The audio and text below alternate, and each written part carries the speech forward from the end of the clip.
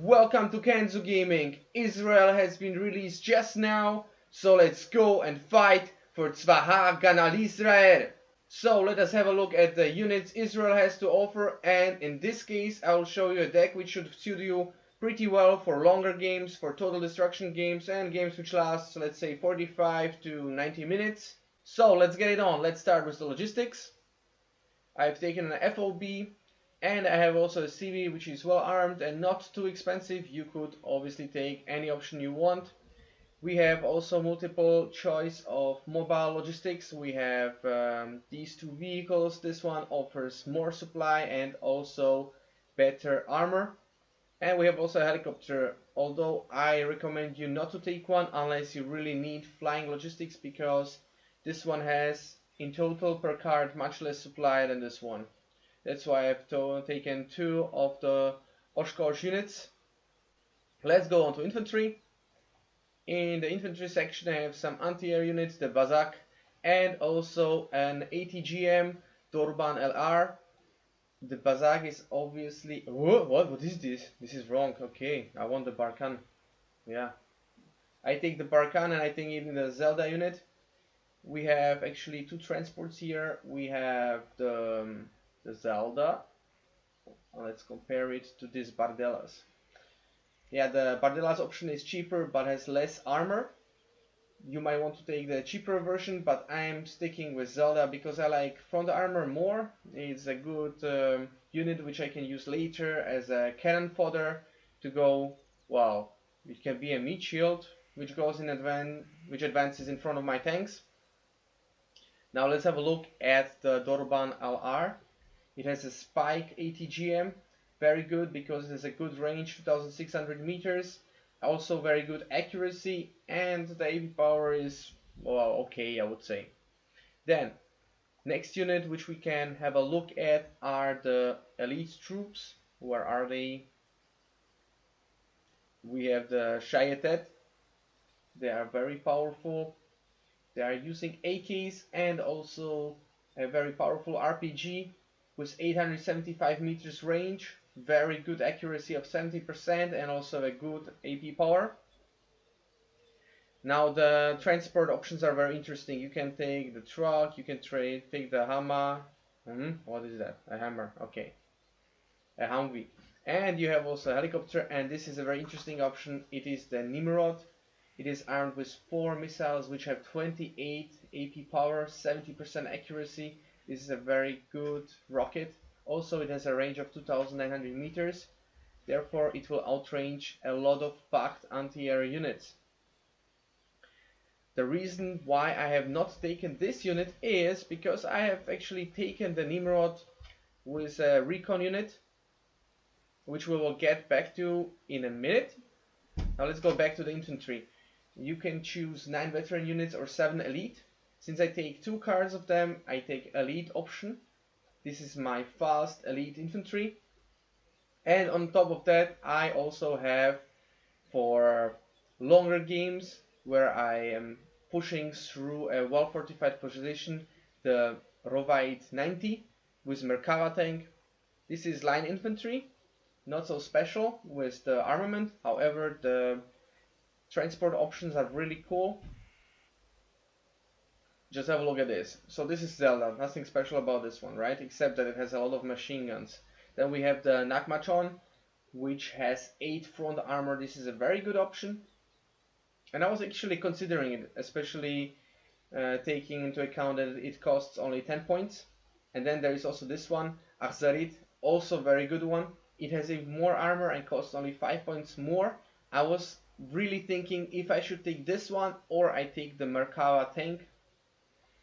I have chosen Merkava, although I have to say that this is a question of personal preference. If you take this one or this one, I will test out both of them, and it's possible that later I will choose the Akhzarit option. Now regarding other units, what I also recommend, if you don't want to take Rovite or Shayetet, that you take the Zanhanim units. They have also very good weapons and also very good RPG. Definitely much better than the Rovite unit. However, in this case, I think I'm well covered with the Shayetet. which is why I was not taking any Zanhanim units further. Now let's go to to support units. As my long-range anti-air, I am taking the Shenav 2. It's IHawk Pip 2, nothing special about this one. And then there is a gun option for those of you who like to take down helo spams. It is a Vulcan with 2800 range, very good unit. It should be in every Israeli deck, the Macbeth. Now, for the artillery options, I have the standard long range artillery, which is a Doher. You can take either this one or the Shenav 2. Wait, no, not the Shenav 2. Is it Kardon? No. Oh, the Sholev, okay. I'm getting mixed up with the names. They look very similar to me. Sorry, my bad. Okay, so in any case, I recommend you to take the Doher because it has less dispersion, better range, and also higher rate of fire. Although, wait, look at this. If you compare the armors, you will actually notice that the Sholev is much better armored. So, for those of you who are not moving your artillery after each shot, after each salvo, you should take the Sholev. However, if you're moving your artillery every time after firing, then you don't have to be afraid of counter artillery fire, which is why you should take Doher in this case. So again, this is a matter of personal preference. Now let's have a look at this cute unit. It's the Mark 290. It has massive rockets with 15 high explosive power. I'm excited to find out how they will perform. In any case, I'm taking them. It is possible that the supply cost will be horrendous, but it's okay. We have FOBs, we have a lot of supply trucks, so we should keep these babies fueled. And then there is a very interesting option, a mortar with 6 high explosive power, great range of 9,100 meters. This should also definitely be in every Israeli deck. But watch out for Smerch and other clusters, because it's gonna rape your Makmat. Now let's go on to tanks. We have the Merkava 3D Buzz, an amazing tank. The armor has been nerfed from 24 during the testing phase to 22, but still, nonetheless, it is probably the best tank in the whole game, outperforming all other tanks quite a lot. And at 180 points is a keeper. Take into account it is also the Lahat ATGM with 2800 meters, very powerful. Obviously you will take this tank into your deck. Now the next one is Merkava 3B. Well, let's compare these. Okay, Merkava 3B looks like a standard super heavy tank, which is not the best tier tank. However, please take into account that you have also a grenade launcher, very good for forests and against infantry. Oh, it's not a grenade launcher, what is this? A grenade thrower or something like that. The MK19. Then I have also taken the Magach Gimel. It reminds me of Abrams tank, but I think it's not Abrams tank. I was also thinking of taking the Mr. Cannon Fodder PT-76. However, instead of taking him here where it costs 3 points, I decided to take something similar.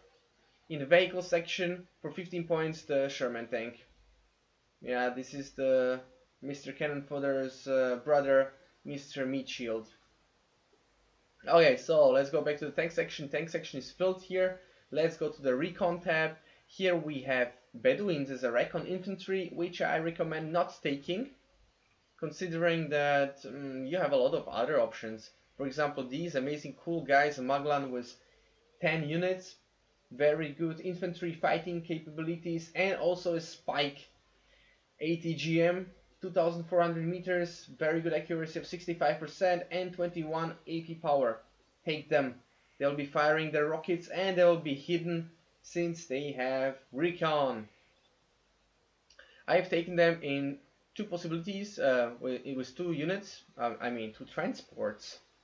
The Nun truck, which is a very cheap option, and on the other hand, on the other side of the spectrum, the Nimrod helicopter, which we talked about before. Look at these rocket pods which it has here.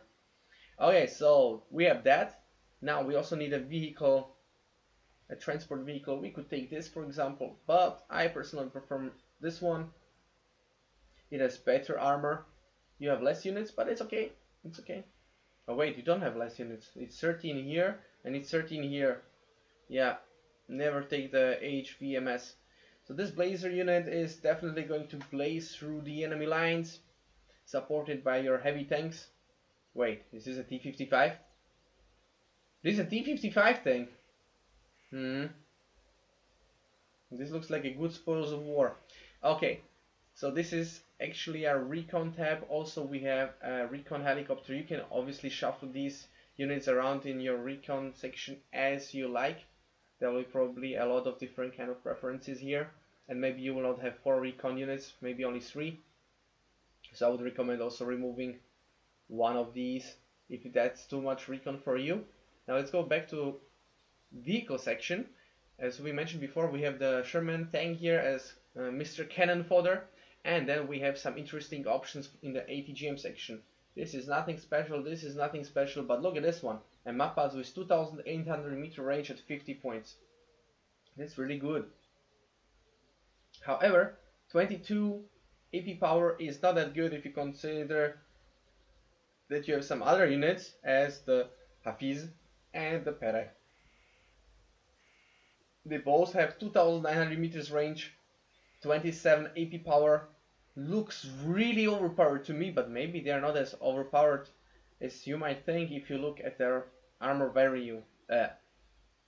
If you look at their armor value, it has 2 front armor and this one has 6, so it should not be that easy.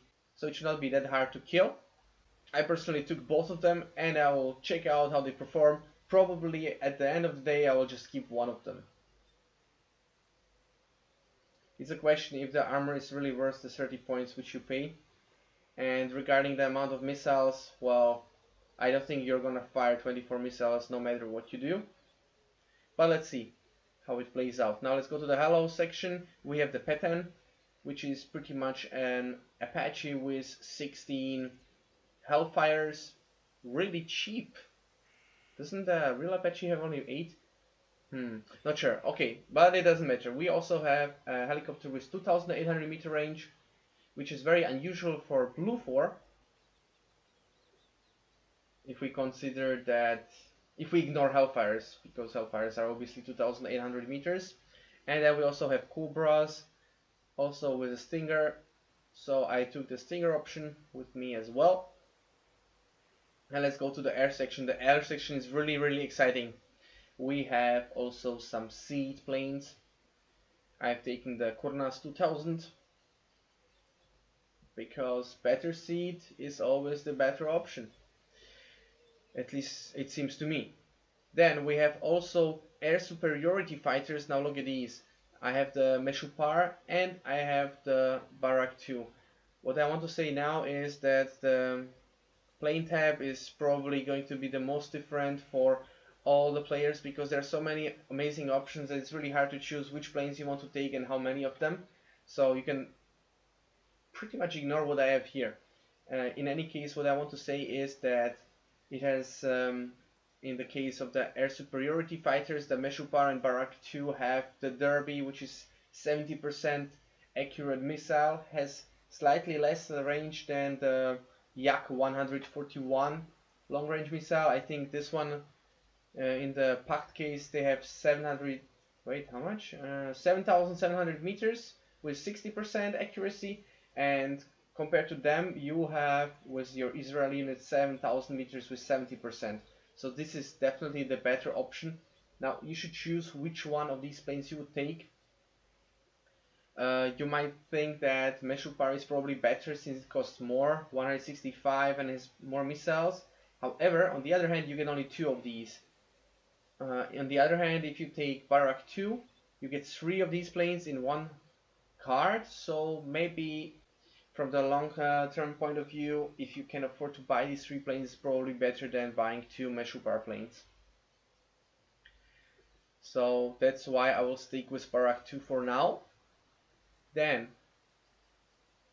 I have also taken the Kafir C7. It has a bomb, long range bomb, really heavy. It has also the same speed as the seaplanes. This is really interesting combo because you can send the seaplane first and after it this bomber, and they will be flying the same speed. This is a very good strategy to use, I think. On the other hand, we have another two planes which I would like to recommend. Namely, the Lavi could be a good option because it has a lot of bombs. It was also nerfed because it was so overpowered. I don't know how it will perform now. This is a good option. And on the other hand, you also have these two planes which you can compare. It has interesting option regarding the bombs. That's actually what we're talking about here. 4 bombs with 10 high explosive power or 2 bombs with 20 high explosive power. I would say that 20 high explosive power is definitely better with 2 bombs than 10 high explosive power with 4. On the other hand, the Ram, I guess is how you pronounce it, has a better ECM. So maybe Ram is better in terms of survivability, but Kornas is better in terms of destruction. I will take... Yeah, I take the more survivable one. So let's take this one. Wait, how much Kornas has? Also 2 units. Okay, so that's what I would be taking. So this would be my deck. I hope you enjoyed this video. Let's see how it will perform in the next video. So the next video I'll be making will be showing you how the Israel perform against different opponents. Oh, let's see how it will play out. I'm really curious to know what is your strategy with Israel, what kind of units you think I have missed out or should have used in this deck. Looking forward to your comments.